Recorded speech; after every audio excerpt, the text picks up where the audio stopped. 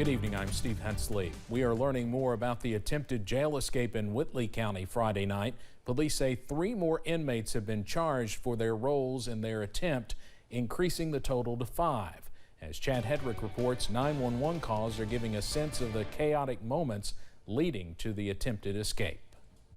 One of those calls came from a worker inside the jail who was locked in a bathroom after he says inmates threw him out of the control room. I need 911 here immediately. We have inmates escaping Whitley County Detention Center. Chaotic moments inside the Whitley County Jail Friday night when an employee called for help as inmates tried to escape. I need all officers you can send me. Police say Paul Brock, who was recently convicted of murder, was one of the ringleaders in the attempt. They say the other was Nicholas Rucker, a man charged with murder who was just recently caught after being on the run for weeks. Do you know how many? There's 2. Paul Brock is one of them. I don't know the other one. Please, I'm in the bathroom with the door locked. Investigators call the attempted escape an elaborate plan, saying the inmates staged a medical emergency. When guards came to the cell, the inmates were able to lock 3 of them inside. One got away and called 911. I'm not in the control room. Inmates came and threw me out of the control room. The jailer says Brock and Rucker are both now in isolation cells. They are facing additional charges of escape and kidnapping. Brock is still waiting transfer to the state prison system for his life sentence. Chad, thank you. Police say they believe several other inmates and people outside the jail were also involved in the attempted escape.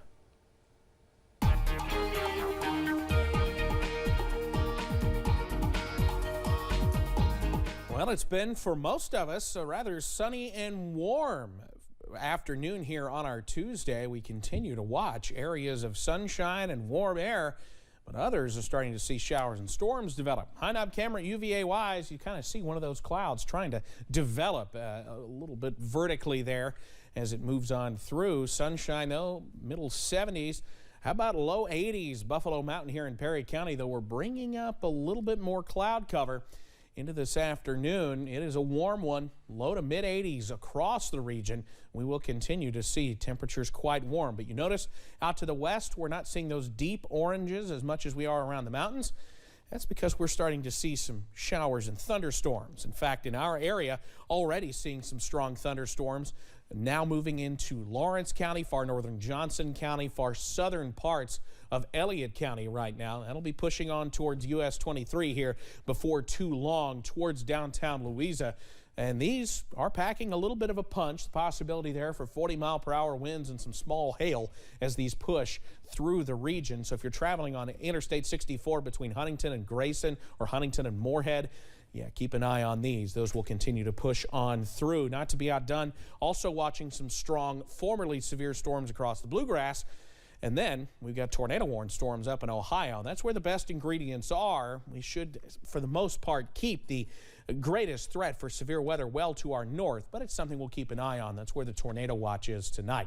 WYMT weather app, go ahead and download it. Keep it handy. Not only will you get our latest forecast and the latest radar imagery, but if a warning comes out for your location, you will get the alert on your phone immediately. That forecast for tonight, we've got scattered showers and storms, a couple of which could be on the strong side, as we eventually fall into the 50s and 60s overnight. I'll have the details on when this round moves out and another round could move in coming up in just a few minutes. Steve? All right, Evan, thank you. Ukrainian fighters say Russian forces have begun storming a steel plant in the Ukrainian city of Mariupol. The development comes as President Biden visits an Alabama facility that makes anti-tank missiles, which the United States is supplying to Ukraine. Ukrainian fighters said Russian forces began storming the complex just as a convoy carrying more than 100 evacuees arrived safely at a Ukrainian-controlled city about 100 miles away. They're making it possible for the Ukrainian people to defend themselves without us having to risk getting a third world war by sending in American soldiers fighting Russian soldiers. The president is urging Congress to quickly pass the Ukraine supplemental funding bill. British Prime Minister Boris Johnson announced $475 million in new military aid for Ukraine, including radar, drones, and armored vehicles.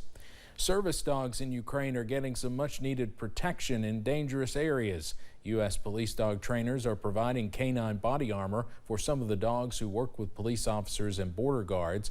That's according to a Ukrainian Ministry of Interior in a statement published in a telegram Tuesday.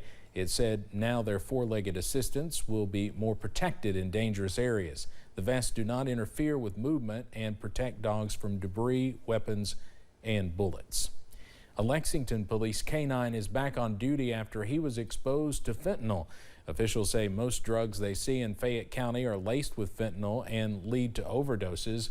A 3-year-old Jax is a high-energy, fun-loving officer with the Lexington Police Department. So when Jax was exposed to fentanyl on the job, his partner Caitlin Weckerling says she immediately went into survival mode. Officer Weckerling gave Jax a dose of Narcan through his nose, which helped her get him to the vet's office. He was very, very, very drowsy. He didn't have a lot of control over things like his tongue. His head would just kind of flop over every so often. It took about, for everything to wear off and for him to start feeling normal again, it took about 13 hours. There have not been many reports in Lexington of a canine unit being exposed to fentanyl, but even the littlest bit can kill anyone. Officer Weckerling says that Jax took a day to feel better, but is back on the job now with as much energy and enthusiasm as ever. A royal security breach in Britain as an intruder pretending to be a priest talks his way past guards near Windsor Castle. CBS's Ian Lee has that story from London, England. The security slip-up happened just down the road from Windsor Castle last week. A man posing as a priest made his way into the barracks of the Queen's Coldstream Guards, known for their red jackets and bearskin hats. He reportedly spent the night eating and drinking with senior officers before getting a bed and breakfast the next morning. I think what was especially concerning is that he was almost embraced by that regiment, and particularly the officers of that regiment, into open arms. Police removed the man the following morning, but didn't arrest him. The Queen wasn't home at the time. The military released a statement saying the Army takes this breach of security extremely seriously, and it will be thoroughly investigated as a matter of priority. This is the second intruder at Windsor in months. A man scaled the castle wall on Christmas Day, hoping to attack the Queen with a crossbow. Each time we have an incident like this is obviously embarrassing, not only domestically, but internationally as well. The investigation comes just weeks before thousands of tourists descend on Windsor to celebrate Queen Elizabeth's 70 years on the throne. Ian Lee, CBS News, London. British newspapers report the intruder told lots of tall tales about serving in Iraq, which started to raise suspicions. School may be getting ready to let out for the summer, and now is the time to thank teachers for everything they've done. Today is Teacher Appreciation Day.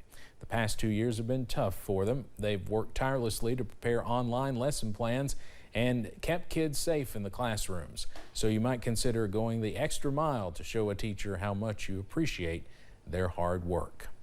Millions of Americans struggle with obesity. Having too much body fat can lead to a number of potentially deadly health conditions, but a recent study suggests weight loss surgery may help lower some of those risks.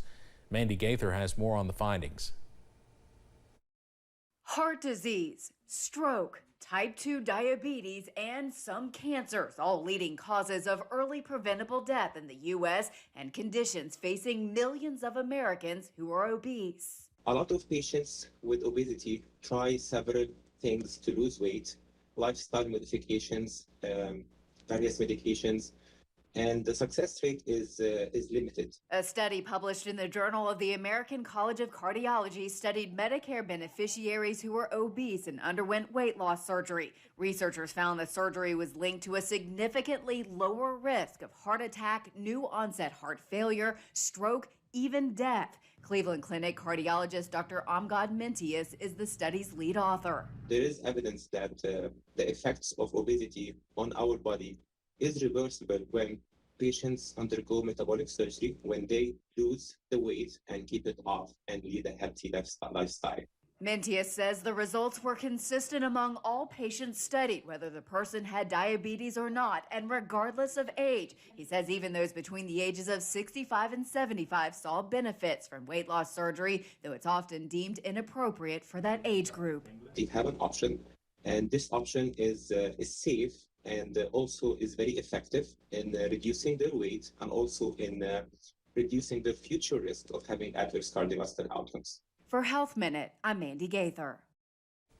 The researchers say keeping weight off through a healthy lifestyle after bariatric surgery is key to lowering health risks. Coming up on Mountain News at 5:30, your credit score is an important number that can dictate your financial future. But is what you know about it fact or fiction? And things continue to look stormy for the next few days as multiple systems push through the area.